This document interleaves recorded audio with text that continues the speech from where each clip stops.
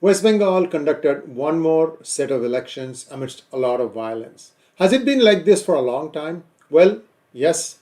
We know that in 1946 you had the Direct Action Day that saw a lot of violence in Calcutta. And then, of course, partition happened, a lot of refugees came, things settled down. But after that, when did violence start again? For that, we need to take a quick look down memory lane. Here we go. So now we are seeing in the panchayat elections the flare up of violence one more time. And this is not something that is new. Like I said, it's dominated the national discourse for a long time. Now, if you take a look at which political party ruled West Bengal since independence, it's very revealing. From August 1947, that is when India got independent, up until February 1967, a long term of 20 years, it was PC Ghosh. He was a strong leader. He ensured that Bengal prospered. During that time, Bengal was doing extremely well. In fact, it was the most industrialized state post-independence, and it was it was doing extremely well until in 1967, a sea change happened. A lot of states, Congress lost power, and in the case of West Bengal, they got the United Front came to power, and A.K. Mukherjee became the chief minister. Guess who was the deputy chief minister? I'll come to that in just one moment. Then from November 67 to February 1968, it was back to PC Ghosh. I think he passed away around that time. Then February 68 to February 69, there was president's rule. Then again, it was back to A.K. Mukherjee. And then, of course, the violence started happening because of the problem in East Pakistan, refugee crisis and so on and so forth. So till 1972 March, you had president's rule more or less. Then from 1972 to 77, it was Siddharth Shankar Rai. I'm going to go through each of these periods in just a little bit more detail. Here we go. From February to November 1967, A.K. Mukherjee headed a united front government that consisted of the communists and socialists, with Jyoti Basu as the deputy chief minister. Already by 67, Jyoti Basu was the Bhadralok, the spokesperson of CPIM. He was the main face of CPIM, and he had become deputy chief minister. Now, the Naxalbari rebellion started also in 1967, and that was a communist movement that had ramifications across several states. Then in 1972, Siddharth Shankar Rai of the Congress headed a progressive democratic alliance, and president rule was more, before that, the president's rule from 71 to 72 more because of the violent situation in East Bengal. If you take a look at the number of years for which each party was in power in West Bengal, you will see that the Congress ruled for 25 years, the Communists for 34 years, and now Trinamool for 12 years. Each one of them is responsible for the situation today. How is the West Bengal economy doing?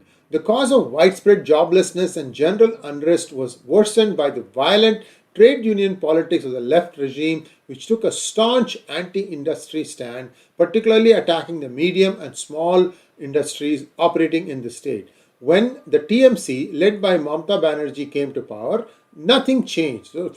So nothing has really changed in Bengal since, I think, the 60s. ITC and Bata are the lone companies left who have their headquarters in Kolkata, and even there, ITC's non-cigarette businesses have moved out of Kolkata. Now, if you look at the number of lives lost in West Bengal elections, it's 295.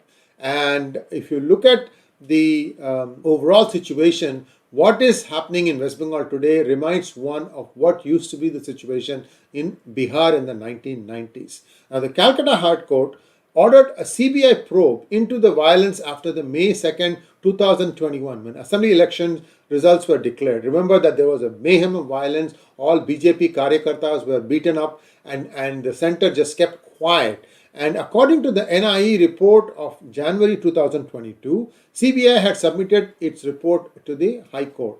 A 60-year-old woman who was raped in front of her grandson moved the Apex Court, that is the Supreme Court, in June 2021. Her plea was the appointment of a special investigation team to probe the case. Then what happened?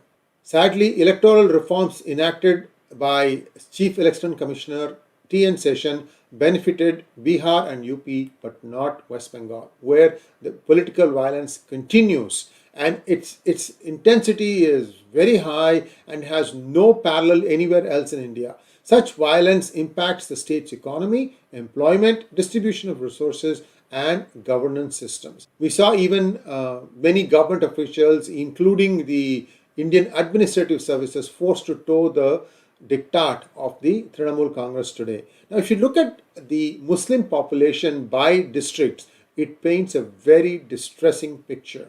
Now, in 1971, we are looking at just 5 districts: Birbhum, Malda, Murshidabad, 24 Parganas, and West Dimapur.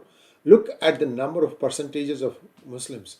In 1971, Birbhum was at 29.19%. In 2011, it is 37%. In Malda, it has gone up from 43 to 51. Murshidabad, 56 to 66. 24 Parganas, 44. We don't even have the data now. And in West Dinajpur, it has gone up from 35.89, that is 36%, to 50%. The infiltration and population percentages would have only increased since 2011. So you are looking at least 5 states where the Muslims are in majority. Nothing wrong in that, except how this is becoming a majority is a cause for concern. Could the central forces have prevented the killings that happened in the recently concluded elections? Well, what happened was this. The Kolkata High Court ordered the State Election Commission to deploy 822 companies of central forces along with 70,000 state police personnel to oversee the process. Well, the DIG, BSF, SS Guleria had written to State Election Commission asking for a list of sensitive booths, names and locations, and stated it in the meeting too.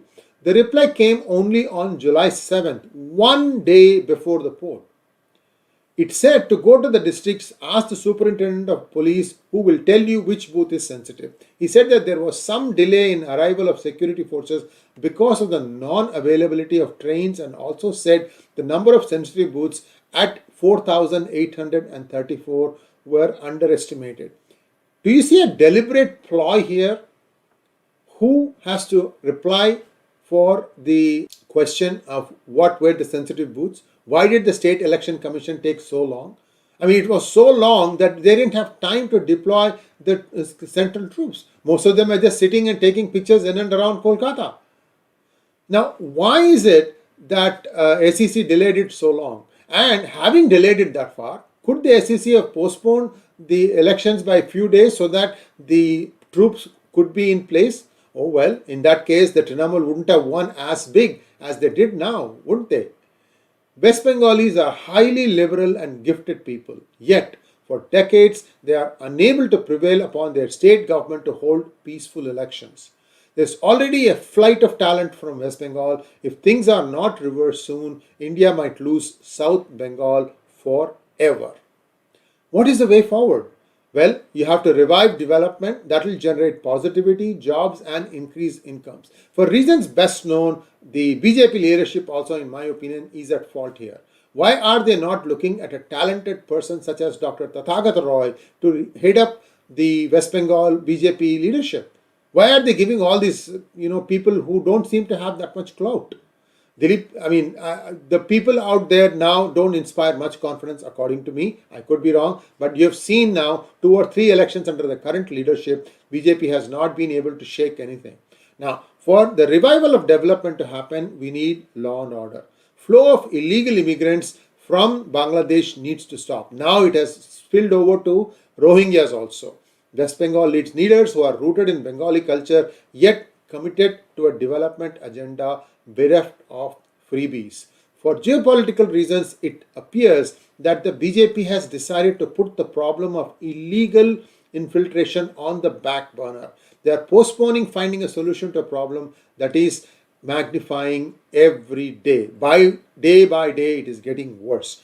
What is the BJP government going to do next? We'll have to wait and see. Of course, one can make the argument there are thousands of problems, that West Bengal is just one of them, but it doesn't really inspire anybody hope when you see a border state being messed up like this. You know what's happening in Assam. Assam is sitting on 35% of Muslim population. Most of them are illegals. They all need to go back to Bangladesh. We are now thinking, well, when the elections complete in Bangladesh, maybe they can go back. Whatever it is, I don't know what is going on. Bangladesh is also sitting on a tinder box. The one party is very aligned with the Jamaat elements, which is not good for the country of Bangladesh. We'll have to wait and see how things pan out. Please like, share, and subscribe to our channel. Don't forget to click on the bell button for notifications.